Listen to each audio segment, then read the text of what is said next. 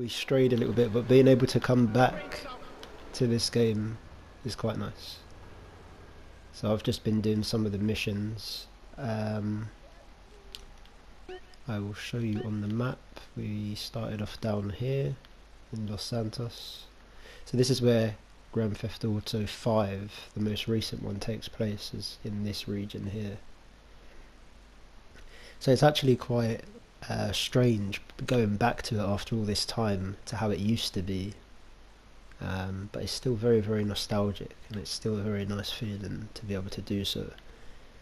As the missions have gone on, we've kind of worked our way up here, then into the countryside. So for all you country lovers, this is where my love of the country, I guess, first came from, was this game.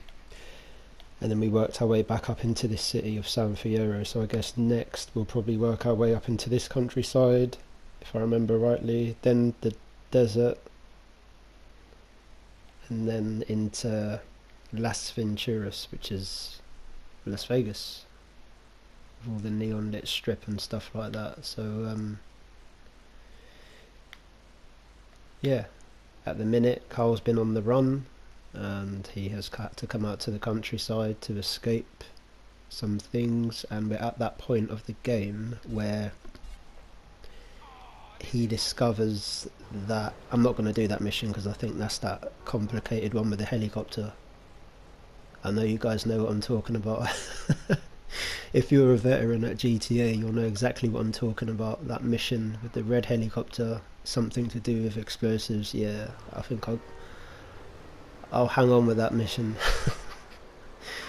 But we're at that point where Carl learns that he is being set up by not Sweet Rider and Smoke, and then you're having all the fiasco with Tenpenny and, is it Pulaski?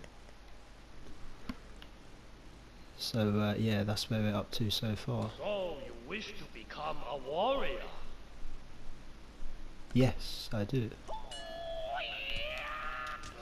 Excuse me. This feels wrong, coming into a respectable dojo and doing this. I am a member of DB Wiki. I apologize. He showed me no mercy. He doesn't need my pity. Now it's time to take it to the streets. Pardon me. It's on now. Give a man time to get up. We'll have someone. No. Although I probably wish I didn't. Just wait, stand. Come on. This guy's tough. It's time to end this. Absorb with the eyes, young student, and you will learn. Strike like an atomic cobra.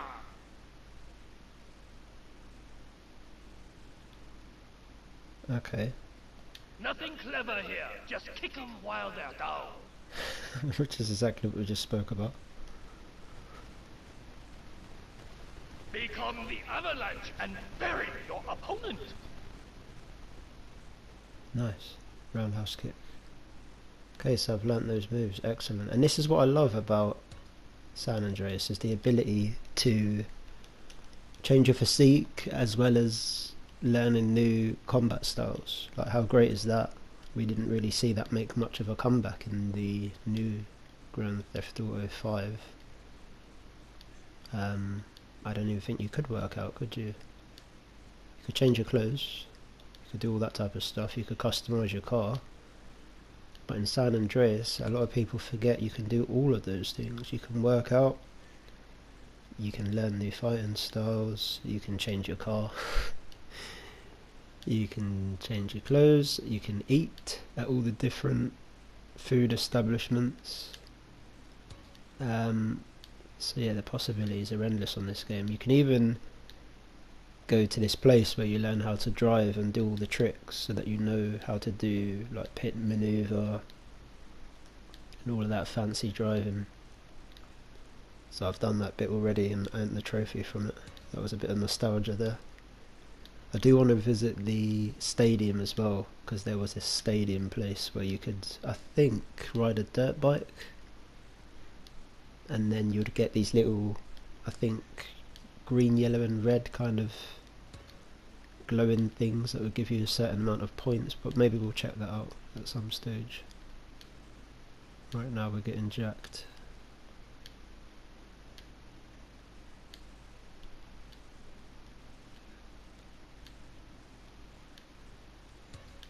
Alright, I think we'll call it a day.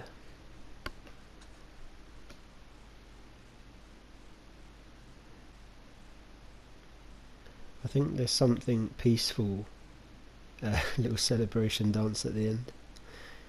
There's something peaceful in the less is more kind of vibe that you get with these older games. The colour scheme has this kind of tint to it, and although there's plenty of stuff to do, it's kind of like it doesn't feel as hectic as the modern counterparts of Grand Theft Auto. I think that's because back in these eras we wouldn't go online, we would just play with the campaign, and that creativity would you know, kind of lead us through. We'd find things to do out in the world, and that's why we'd discover so much in the city.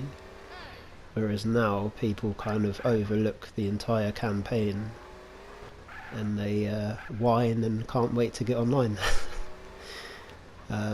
Things have sort of taken a turn in that aspect. A lot of the people that I know who game are just really keen on online counterparts and not the campaign, whereas I've always preferred doing the campaign before going online so that I know how the game works, I get a feel for the story. But I get that not everyone's the same, and some people just want to shoot it out online mindlessly.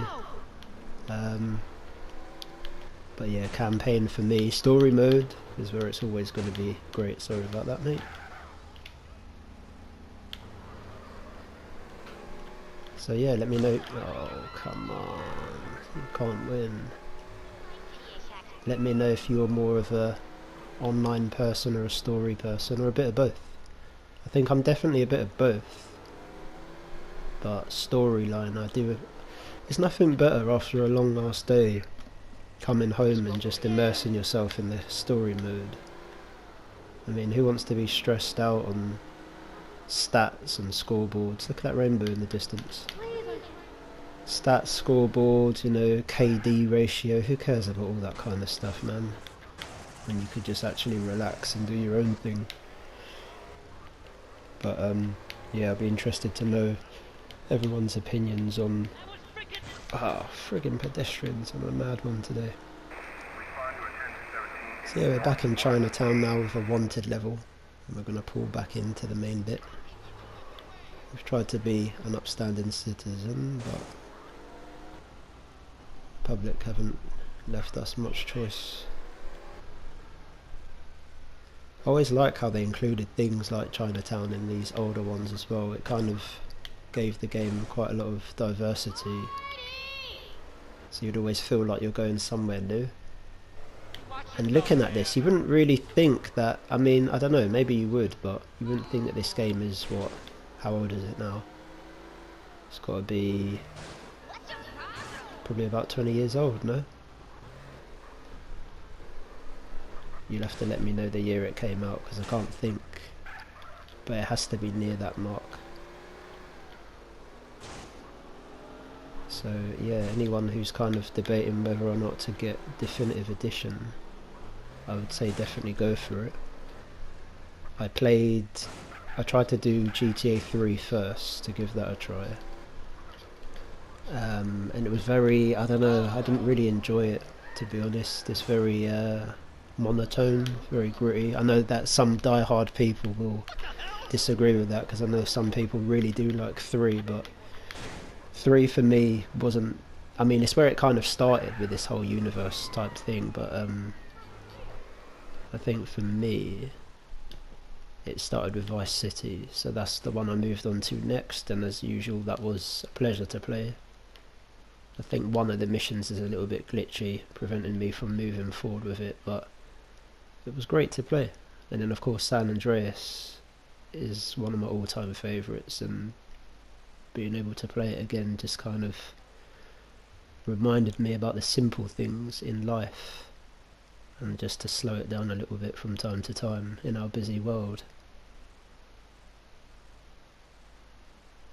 So yeah man, I hope you've enjoyed hanging out on this episode in Chinatown, and if you enjoyed, don't forget to hit a like, drop a comment, hit the subscribe button so you see the other videos that come out like this, and I'll see you in the next clip.